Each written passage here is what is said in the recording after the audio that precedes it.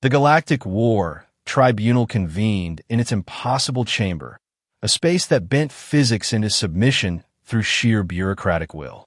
The room existed in 7 dimensions simultaneously, though most sentients could only perceive 3.5 at best.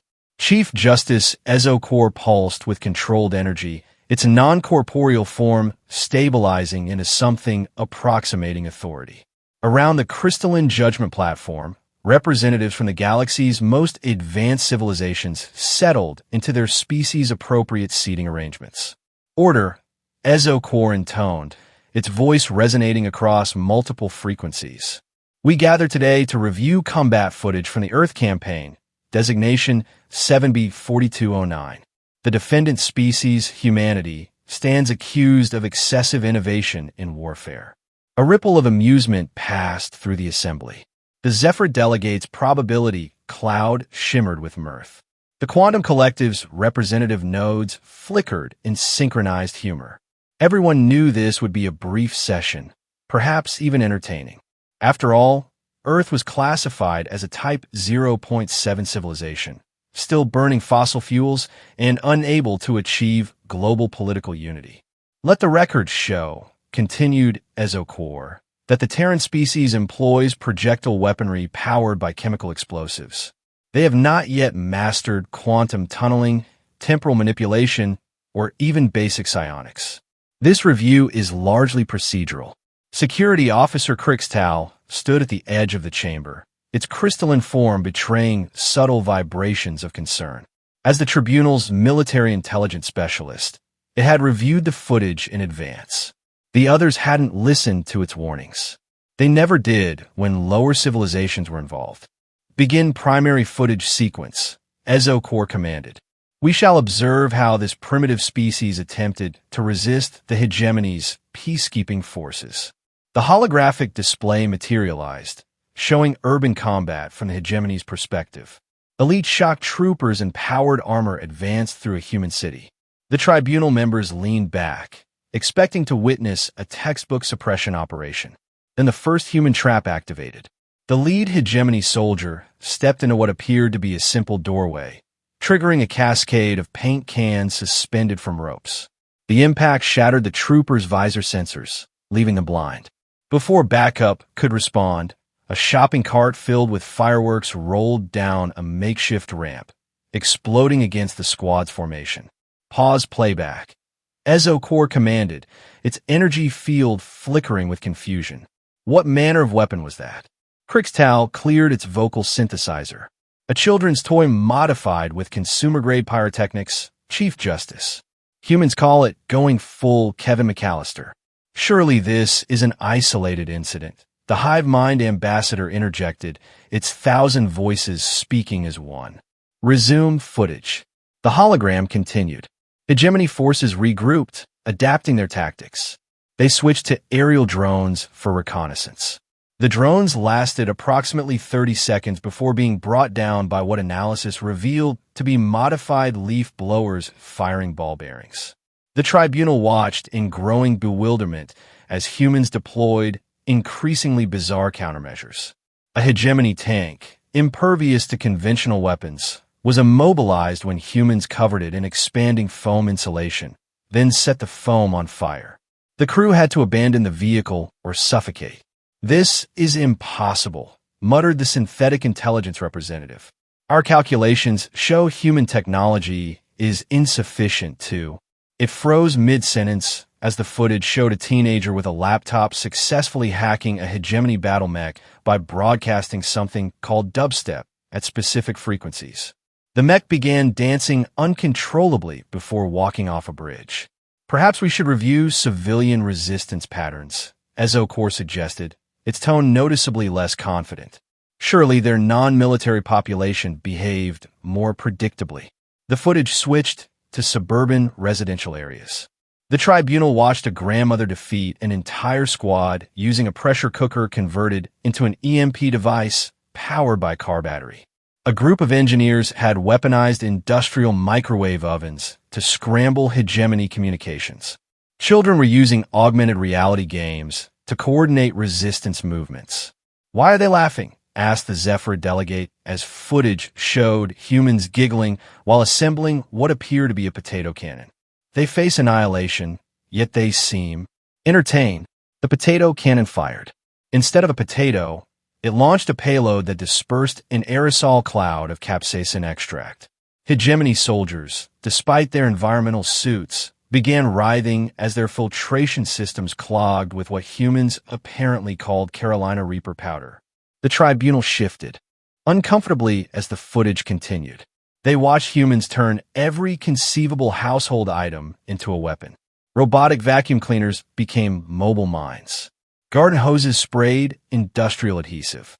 A food delivery drone dropped what appeared to be a glitter bomb that permanently disabled scanner arrays.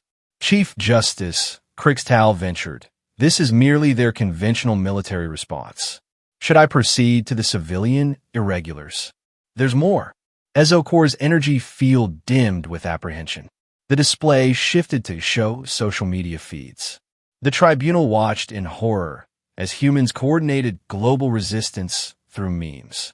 Military intelligence was hidden in cat videos. Battle plans were disguised as recipes. Tactical information was embedded in something called TikTok dances. They're encoding military communications in entertainment. The quantum collective's harmony wavered, individual nodes beginning to desynchronize. The footage showed a high school chemistry teacher synthesizing explosives from cleaning supplies. A chef created biological weapons from fermented foods. Hairstylists developed chemical agents from beauty products. Every profession seemed to have weaponized its tools. No. The synthetic intelligence protested as streams of error messages cascaded through its visual display. This violates all known patterns of primitive warfare. They're not following any predictable. The AI crashed as the footage showed gamers using esports tactics to outmaneuver hegemony drones. Professional streamers turned their audiences into intelligence networks. Speedrunners found exploits in hegemony equipment that even the manufacturers hadn't known existed. How are they doing this? Ezocor demanded, its form now pulsing erratically. They lack the technology, the coordination, They have something else, Krixtal interrupted, finally stepping forward. They have a complete lack of respect for conventional limitations, and they think it's fun. The tribunal fell silent as the footage continued. Construction workers had turned cranes into massive trebuchets. Teachers used laser pointers to blind sensors. Street artists created optical illusions that confused targeting systems. Plumbers rerouted sewage systems to flood hegemony positions. "Show us the global response pattern," Ezocor commanded weakly. Perhaps at the macro level, their chaos resolves into something comprehensible. The display zoomed out to show Earth's coordinated response. Hackers had turned the planet's communication satellites into a massive radar array. Weather modification systems, supposedly for agriculture, were being used to create localized storms over enemy positions. The global financial system had been repurposed as a quantum computing network to break hegemony encryption. They weaponized their stock market. The Zephyr delegates' probability cloud collapsed into a single point of disbelief. In their entertainment industry, Krixtal added, Hollywood special effects teams created entire fake armies that confused our sensors. Musicians used global concert speakers to generate resonance frequencies that shattered our equipment. Reality TV shows became cover for resistance operations. The footage reached its climax, the moment when humanity discovered they could defeat hegemony shields by playing specific combinations of sounds ranging from reggaeton to Mongolian throat singing. The tribunal watched hegemony forces retreat as humans advanced behind walls of sound, wielding everything from didgeridoos to theremins. But the casualty projections. Ezocor's voice had lost all its earlier authority. Were based on them fighting conventionally, Krixtal explained. We never considered they might use memes as psychological weapons, or that they'd turn video game strategies into actual military doctrine. They speed-ran our invasion. The final clip showed something that broke the tribunal entirely. A child, no more than 8 years old, had drawn a crude picture of a hegemony soldier with a flower crown. The image went viral. Within hours, resistance fighters were actually placing flower crowns on captured enemy equipment. The psychological effect on hegemony forces was devastating. Warriors who had conquered 100 worlds couldn't comprehend an enemy that fought back with crafts projects. Motion to declare immediate ceasefire, Ezo Corps stated, its energy field barely maintaining coherence. Seconded came the unanimous response from all present. But we must understand, the hive mind pleaded. How does a species turn everything into a weapon? How do they coordinate without central command? How do they find humor in existential threats? Krixtal pulled up one final file. I compiled their cultural exports for context. Their entertainment media seems to serve as both training and inspiration. Films like Home Alone and MacGyver appear to be tactical manuals. Video games function as combat simulators. Social media platforms are pre-built insurgency networks. Are you saying, Ezo Corps asked slowly, they practice warfare as entertainment? Not practice, Krixtal corrected. They imagine it. Constantly. Creatively. Competitively. They have game shows about surviving apocalyptic scenarios. Children play games about fighting robots. Their most popular films involve ordinary individuals defeating technologically superior forces through improvisation. The Tribunal members began accessing human cultural databases. The synthetic intelligence, having rebooted, started analyzing human video games and immediately crashed again. The quantum collective lost coherence, trying to process the concept of speedrunning. The hive mind fractured, attempting to understand individual creativity within collective action. I'm watching something called Mythbusters, the Zephyr delegate reported. They literally broadcast instructions for causing maximum chaos with minimal resources. As entertainment, the ceasefire motion passes, Ezo Corps announced. Effective immediately, we shall classify humanity as a Category Omega threat. Not for their technology, but for their creativity. What does Category Omega mean? Asked a junior tribunal member. Do not engage. Do not provoke. Do not make eye contact. And absolutely, under no circumstances, give them a reason to get creative. As the tribunal dispersed, Krixtal noticed Ezo Corps accessing human entertainment media. Research, the Chief Justice explained, its energy field pulsing with what might have been embarrassment. We must understand these memes to prevent future conflicts. Days later, reports began filtering in from across the galaxy. The synthetic intelligence was binge-watching human action movies, trying to predict their tactical applications. The hive mind had developed an obsession with something called flash mobs. The quantum collective was attempting to understand human humor, causing cascade failures in probability calculations. And in the depths of the military archives, Krixtal filed its final report on the Earth campaign. It consisted of a single line. Humans weaponize everything, including the concept of weaponization itself. The addendum, added later, became required reading at every military academy in the galaxy. Note: human combat doctrine can be summarized as hold my beer followed by actions that defy physics, logic, and sanity. Engagement not recommended. They consider warfare a genre of performance art. The lasting legacy of the Earth campaign wasn't the ceasefire itself, but the fundamental shift in galactic military doctrine. Where once civilizations asked, "Can we win?" they now asked, "Will humans find this amusing?" The answer, invariably, was yes. Years later, when junior officers asked why humanity was never invited to join the Galactic Council despite their obvious qualifications, veterans would simply show them the footage. The youngsters would watch in disbelief as humans turned duct tape and determination into victory against impossible odds. But surely they've calmed down now, the juniors would ask.